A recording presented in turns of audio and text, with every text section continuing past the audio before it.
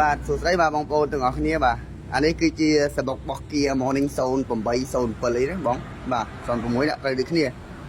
អានេះដែរគឺយើងបាទធ្វើការកែសបុកមុំដោយសារអីសបុកមុំរបស់គេចាស់នេះគឺបោះតៃវ៉ាន់បាទនេះបងប្អូនមើលជាក់ស្ដែងទៅបាទនេះគឺជាសាច់បោះតៃវ៉ាន់នេះគឺគេផ្សារដាក់ខាងក្នុងបងប្អូនបាទតែវាខូចហើយ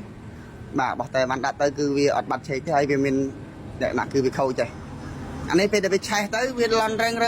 ហើយឡានលុតឆេកបាទលុតឆេកសបុកមុំបាទហើយឡាននេះគឺម្ចាស់គាត់បញ្ជាក់ផងដែរបាទឡាននេះក៏គាត់បញ្ជាក់ថាឡានលូតឆេកយូរហើយមិនទៅលូតទេបាទហើយលូតឲ្យវាលឺសលេងទៀតតែស្អីវាដាច់អាសបុកនេះបាទដាច់សបុកនឹងមួយកំណត់បាត់ហើយបាទបងប្អូនណាបាទហើយអានេះផងដែរបាទឡាននេះគឺយើងកែដាក់បាទយើងរោរបស់វាចំវាថ្លៃបាទ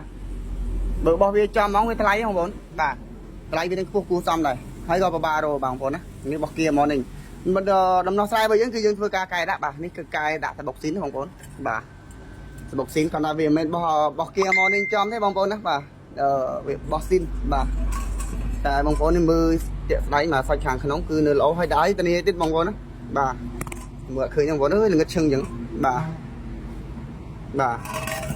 សាច់វាគឺប្រភេទឡាមួយក្របនេះគឺវារបស់ស៊ីនទេបងប្អូនបាទហើយដែរតានេះជូនបងប្អូនបាទអត់លូតឆេកមកវិញទេបាទអានេះគឺយើងកែដាក់